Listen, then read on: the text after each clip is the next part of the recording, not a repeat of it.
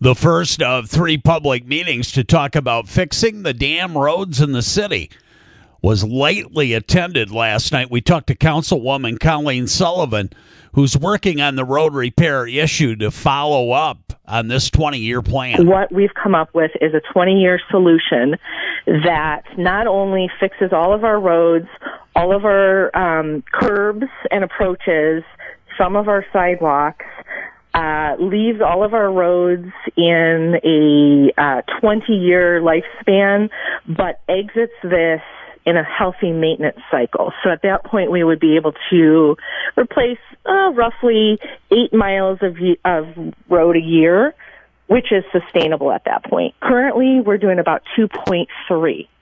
So we're looking at asking voters for a millage that would be only part of the solution. The other part has to do with us aggressively paying down or stabilizing our Act 345 liability, which is a current millage that we have, that we do anticipate, because of the work that's been done, will be able to come down significantly and stay stable indefinitely in the future.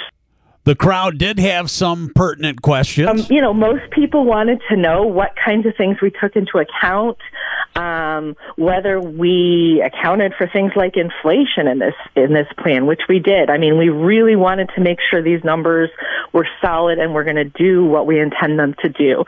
So there was some discussion around that. People wanted to understand, how does that affect me personally? And, what does that look like? How some people had basic questions about their taxes and how a millage was calculated, or even how their home value, how they figured out their home value. So there were some questions like that were of a more personal nature for individuals, and I do try and go into that in my presentation. With this, we're looking at a cost of about $110 on average. Obviously, it's going to be different for each person, but per year, which is significantly less than the cost that you're paying on car repairs now. Jackson Mayor Derek Doby's excited about the plan. I'm excited that we have something that's actually going to fix this systemic problem that we have and put us on a path to being having some of the best roads in the state. Fair to say you're cautiously optimistic?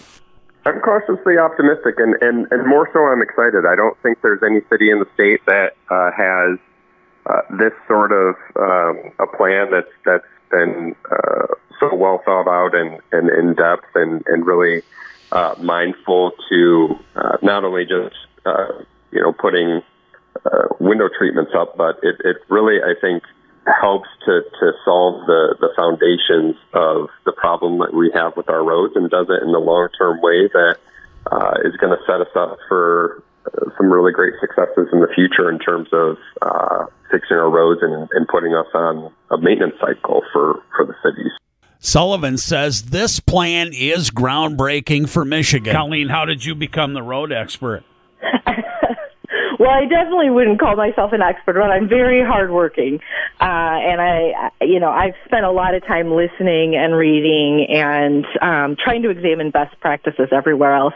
Really, I think what makes me an expert is finding the experts, right? And hearing from them. If you look at what other communities are doing, this is rather groundbreaking. A lot of other communities either don't have a timeline, or they have a timeline for a chunk of roads, or they're going to get through all of them in, say, 60 years.